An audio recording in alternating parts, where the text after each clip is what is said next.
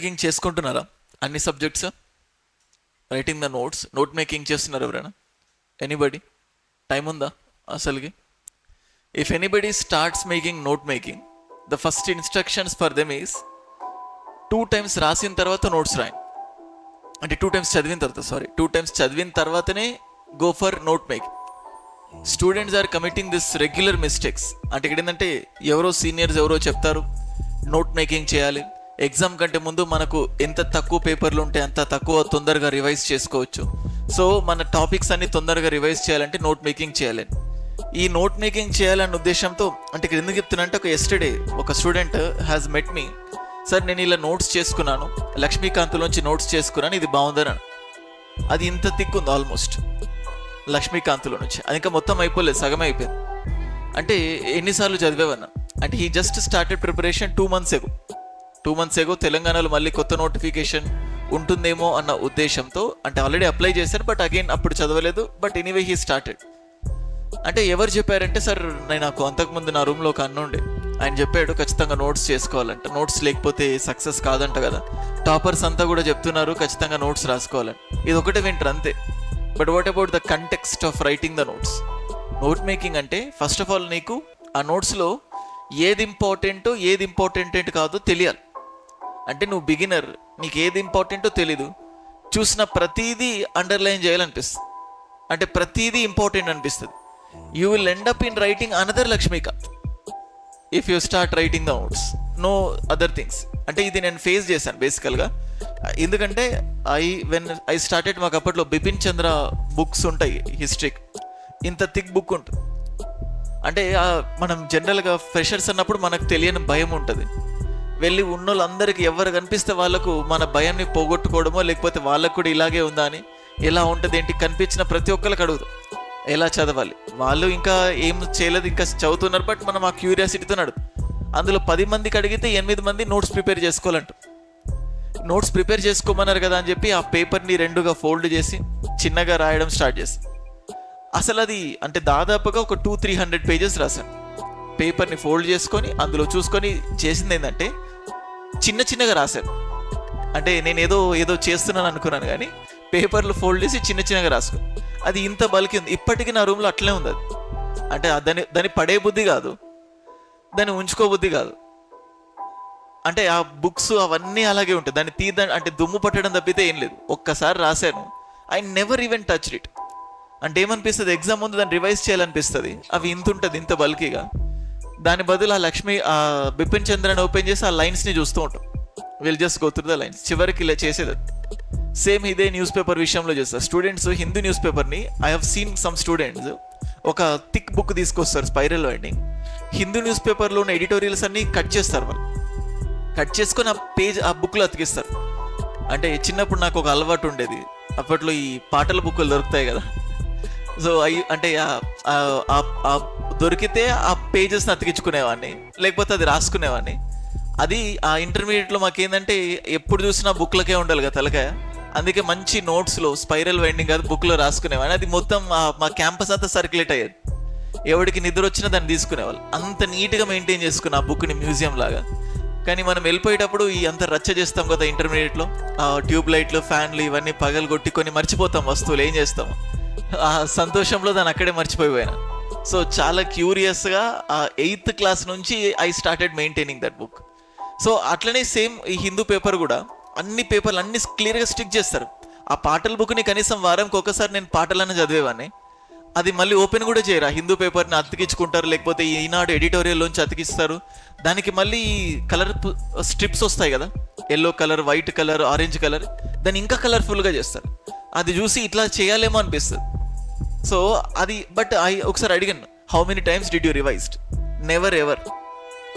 కానీ హిందూ పేపర్ ఉంటుంది, దాన్ని 2-3 కలర్లు కనిపిస్తాయి, అది అట్లే ఉండిపోతాయి. కాకపోతే ఇక్కడ ఏంటంటే కొన్ని థింగ్స్ మనకు తెలియకుండా ఏదో ఫాలో అవుతాం, మన సీనియర్స్ చేస్తున్నారు, ఇది ఇట్లనే కరెక్ట్ ఏమో, ఇది చేయాలని, but it's of no use. వాళ్ళు చేస్తున్నారు, మనం చేస్తున్నాం. ఈవెన్ నాకు ఇది కూడా గుర్తుంది, ఢిల్లీకి వెళ్ళినప్పుడు కొన్ని రూమ్స్కి వెళ్ళినప్పుడు ముందట ఈ మ్యాప్స్ అతికించుకుంటారు, world map, India's constitution, India map. అంటే అది చూడగానే గూస్ బంప్స్ అంటారు కదా. సో ఏదో చేయాలేమో అనుకొని ఫస్ట్ రూమ్లో కూడా దిగలేదు. రూమ్లో మాట్లాడగానే మార్కెట్కి వెళ్ళి అవి తీసుకొచ్చుకొని ఇల్లంతా అతికిచ్చేసాను. ఒక్కసారి దాని మీద పేరు గీసిన రోజులు కూడా లేవు, ఆ కాన్స్టిట్యూషన్లో ఆర్టికల్ మీద రాసిన రోజులు కూడా లేవు. కానీ ఎవరైనా నా రూమ్కి వచ్చారనుకోండి, అమ్మో రోహిత్ ఏదో చేస్తున్నాడు, సో ఈ రూమ్ అంతా ఇది ఉంది, భయం వేస్తుంది అనేవాళ్ళు. అంటే ఏదో వాళ్ళని మెప్పించడానికో లేకపోతే ఇది చేయాలేమో అని చెప్పేసి అది చేసాం, కానీ బట్ అది అట్లనే కంటిన్యూ అయిపోతుంది. సో కొన్ని థింగ్స్ మనం చెయ్యం, అంటే అప్పుడప్పుడు గుర్తుకొస్తున్నాయి అన్నట్టు ఆ పాట ఉంటుంది కదా, అవన్నీ రివైజ్ చేస్తూ ఉంటాం. ఏం చేశాను ఏంటి నేను ప్రిపరేషన్లో, వాట్ మేడ్ మీ, అంటే నవ్వు వస్తుంది. అంటే ఎందుకంటే స్టూడెంట్స్ వచ్చి నాకు అడుగుతుంటారు, ఇవి నేను కూడా చేశాను, వాళ్ళు వెళ్ళగానే అవి గుర్తు తెచ్చుకొని నవ్వుతూ ఉంటాం. But this is the thing, do not commit that kind of aspect. అంటే ఏదో అవతల వాళ్ళు చేస్తున్నారు కదా, లైక్ మనం కూడా చెయ్యాలి, లేకపోతే ఇంకేదన్నా, nothing like that. It should not be like that. ఒక పని చేస్తున్నామంటే దానికి ప్రాక్టికల్గా పాసిబుల్ అవుతుందా కాదు. నోట్ మేకింగ్ చేస్తున్నామంటే అట్లీస్ట్ 2 times బుక్ చదివిన తర్వాతనే నోట్ మేకింగ్ చేయండి ఫస్ట్ థింగ్, లేకపోతే అవసరం లేదు. నోట్ మేకింగ్ చేయకపోతే ఎగ్జామ్ సక్సెస్ రాదు అనే కాన్సెప్ట్ లేదు. కానీ నోట్ మేకింగ్ చాలా ఇంపార్టెంట్. ఎప్పుడు చేయాలి? ఎగ్జామ్కి 1 year టైం ఉంటే నీకు చదివే టైం ఉంటుంది, నిమ్మలంగా చదువుతావు, నిమ్మలంగా రాస్తావు. కానీ నీకున్న 3 నెలలలో ఏం చదువుతావు, ఏం రాస్తావు. బట్ ఇది ఎవరు కన్సిడర్ చేయరు. నోట్ మేకింగ్ వద్దన్నది చెప్తున్నాడు రోహిత్ సార్ అంటాడు, కానీ ఎందుకు వద్దన్నాడో you don't consider this. And book కొనేటప్పుడు, మార్కెట్కి వెళ్ళి బుక్ కొనేటప్పుడు, ఆ బుక్ తీసుకునేటప్పుడు దీన్ని 3 సార్లు నేను చదవగలుగుతానా లేదా. If you commit your self, 3 కాకపోయినా అట్లీస్ట్ 2 సార్లు చదువుతానంటేనే ఆ పుస్తకం కొనుక్కోండి, లేకపోతే డు నాట్ పర్చేజ్ ఇట్. నేను as I told you previously, book కొనుక్కోవడంలో సంతోషం వెతుకుతున్నారు, చదవడంలో సంతోషం ఎతకట్లేదు. You're just running behind purchasing the book, but not running behind reading that book.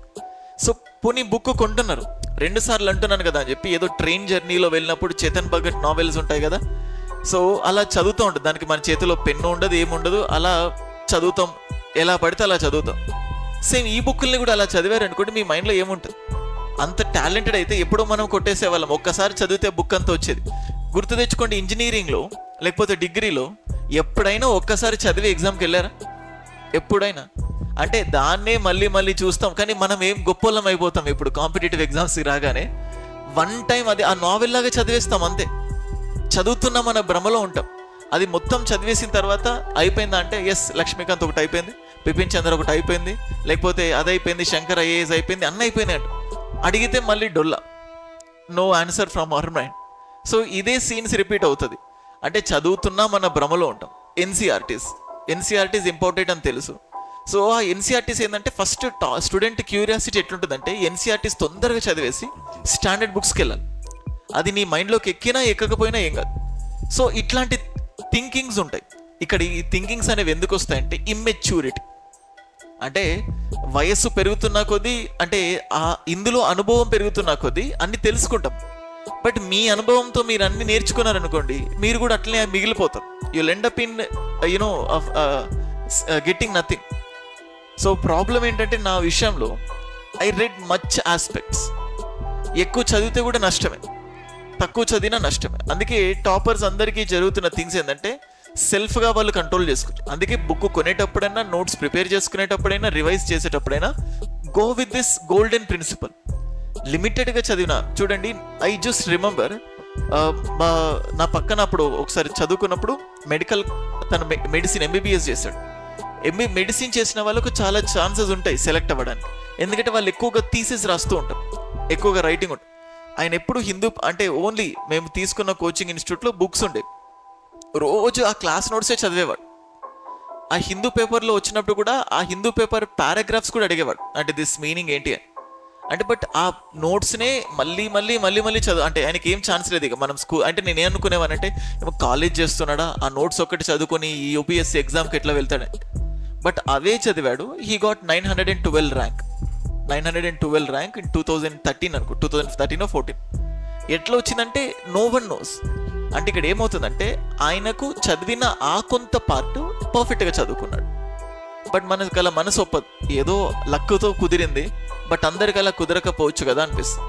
But thing ఏంటంటే, ఫస్ట్ ఉన్నది పర్ఫెక్ట్ అవ్వాలి. సో అన్నీ చదవాలని గ్రీడీని పక్కన పెట్టండి. Like human beings, they search for every greedy aspect. బుక్స్లో కూడా అంతే, కొంచెమే చదవండి, బట్ ఎక్కువ రివైజ్ చేయండి, ఎక్కువ టెస్ట్లు రాయండి. ఇన్ఫ్యాక్ట్ మీరు తక్కువ చదివినా ఎక్కువ టెస్టులు రాసినా it will be lot of beneficial for you. So do this golden principles. నేను లిటరల్గా షాక్ అయినా ఆ బుక్, ఆ పర్సన్ నిన్న వచ్చేసి అవన్నీ చూపిస్తే నీకు ఎంత టైం పట్టిందంటే ఆ టైం కూడా అంత, అంటే ఇట్స్ ఆఫ్ నో యూస్. అంటే పొద్దున్నే వెళ్తున్నాడు, రాత్రి వరకు రీడింగ్ రూమ్లో కూర్చుంటున్నాడు, అంతంత టైం ఇన్వెస్ట్మెంట్ చేసి అవుతున్నాడు. బట్ అందులోంచి క్వశ్చన్స్ ఏంటంటే ఇట్స్ ఆఫ్ నో యూస్. అందుకే మీరు కూడా ఆ స్టేజ్ రాకుండా ఉండడానికి ఐ జస్ట్ రిమెంబర్డ్ దట్.